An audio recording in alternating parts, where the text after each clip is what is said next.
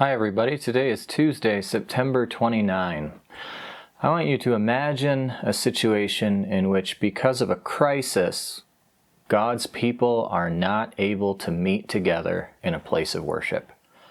And time goes by and they long to be back at the place of worship. And after a long time, they're finally able to go back, and their anticipation is high and they're excited. But it's not what they thought it would be. Can you imagine a circumstance like that? Of course you can. That's the situation that many of us are in as churches, as so many churches were shut down. All churches stopped meeting from March of this year for several months. Some churches have still not been re-meeting or have just started to gather, maybe some outdoor services, and people are finding that they go back to church and there's excitement but disappointment because they're not able to sing, or they're not able to gather in as many numbers as they had before. And the worship service is not as full and loud and excited as they hoped it would be. They had visions looking forward to regathering for worship, where there would be a potluck or a barbecue or a church picnic, and the ongoing regulations mean that, of course, that kind of thing hasn't happened. Now, as it turns out, we are not the only ones who have been in this kind of situation. In fact, we find something very similar in the Bible, in the book of Ezra. Last week, for the midweek video, I talked about Ezra chapter 1. Now, we're going to skip over Ezra chapter 2. You can certainly read it on your own. It's mostly a record of the people who come from Babylon and return to Jerusalem. This week, we're going to look at Ezra chapter 3.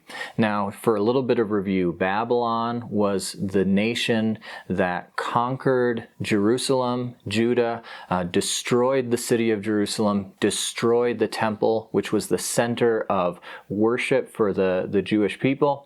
And they took the Israelites into captivity into the land of Babylon, where they were for decades living as captives. And then, as we saw last week, God raises up this new king, King Cyrus of Persia, who proclaims this edict that the Jews living in Babylon can return back to Jerusalem, remake the city, and rebuild the temple, which is what we talked about last week. So here in chapter 3, we pick up that story. And this chapter breaks up very nicely into two sections. So we'll kind of read through it and talk about it as we go. When the 7th month came, and the Israelites had settled in their towns, the people assembled as one man in Jerusalem.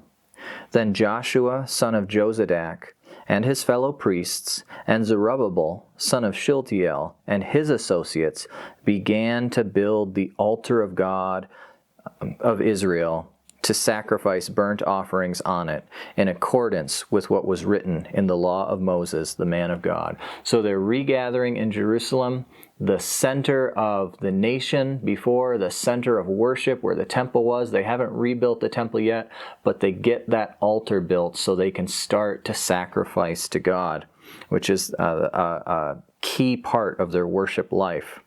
Despite their fear of the peoples around them, they built the altar on its foundation, same place it was before, and sacrificed burnt offerings on it to the Lord, both in the morning and the evening sacrifices.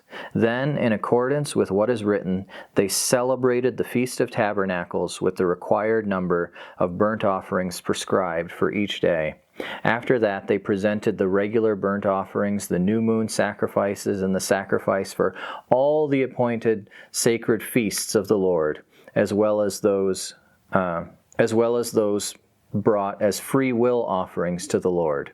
On the first day of the 7th month, they began to offer burnt offerings to the Lord, though the foundation of the Lord's temple had not yet been built. So they get that altar there and they start sacrificing. Now this is a remarkable thing because these people were captives in Babylon. Their life and livelihood had been taken away from them. They come back to Jerusalem, and instead of hoarding what they have and thinking, everything's been taken away from me, I'm just going to hold on to it for dear life, what do? They start to sacrifice to the Lord.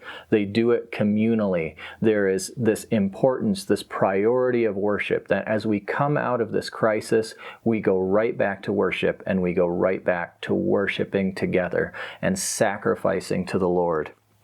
There's also this indication that this is in the 7th month, which is when the temple, the previous temple, Solomon's temple, had been sort of inaugurated. But the temple had begun to be built in the 2nd month.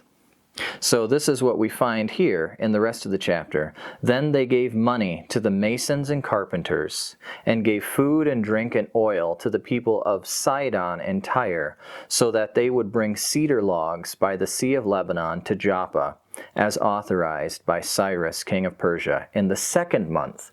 So here it's echoing how the temple had begun to be built the first time. And in fact, the trade relationships and where they're getting this lumber from is echoing how it went the first time under Kings David and Solomon, and the trade relationships they had. So this is sounding good. This is sounding great. It's like we're going back to the way things are. We're getting the same materials. We're building the altar and the temple in the same place. The people are excited.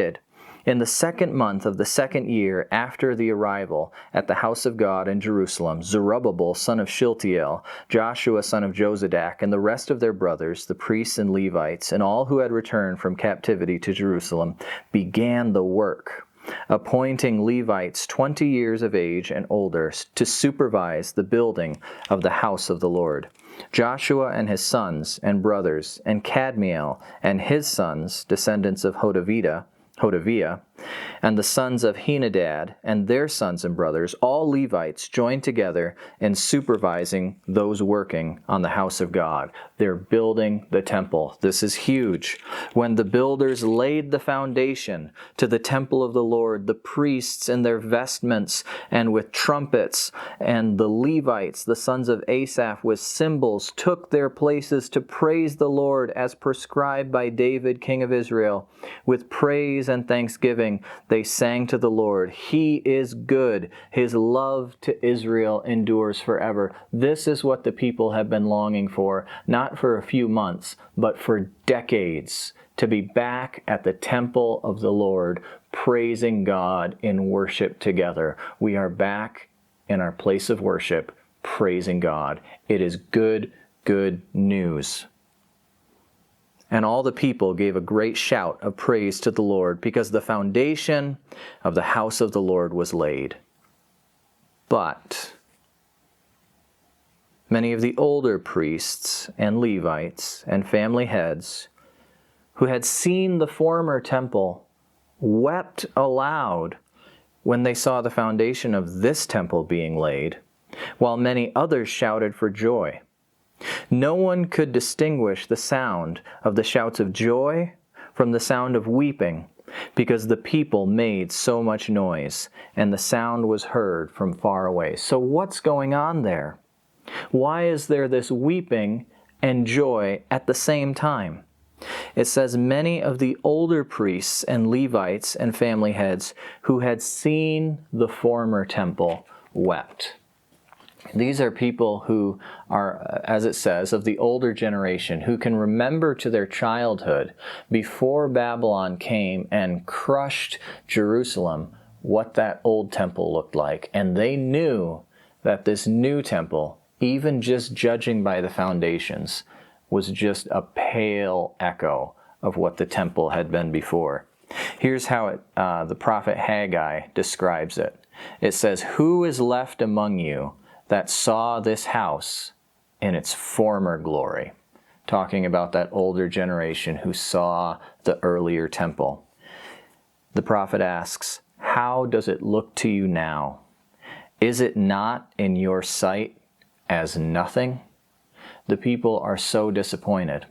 And why do I bring this up? This echoes the circumstance that so many of us find ourselves in week to week as we go back to church, and we're so happy to go back to church, but we're disappointed with the limitations. We're disappointed with the masks, the lower numbers, the restrictions, the lack of coffee hour. So there's joy and there's mourning. And these two things are intermingled with each other. Praise and lament are intermingled. We don't get to have that potluck the first Sunday we regather like we maybe wanted to. We don't get to fill the sanctuary to the rafters, raise our voices together like maybe we wanted to. But what I want to point out is this is a situation that God's people have been in before, and God has always been faithful to his people. Here's a quote I read from a commentator that I think really hits this on the head. He said, "We are not saved from the world of problems. We are not saved from the world of problems, but for them. And life, even at its best, is lived in great peril. Christians seek joy, but experience death, broken relationships, sickness, and loss of jobs."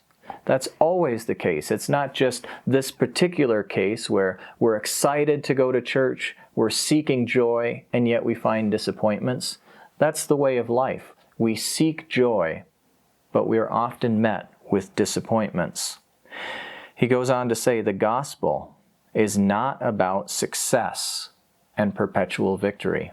That's not what the gospel is about, but about a God who in Jesus Christ is good and whose loyalty towards God's people lasts forever, in times of plenty, in times of want, in times of joy, in times of sorrow, and in times where joy and sorrow are intermingled, as they so often are and as they are now. Our God is faithful in Jesus Christ.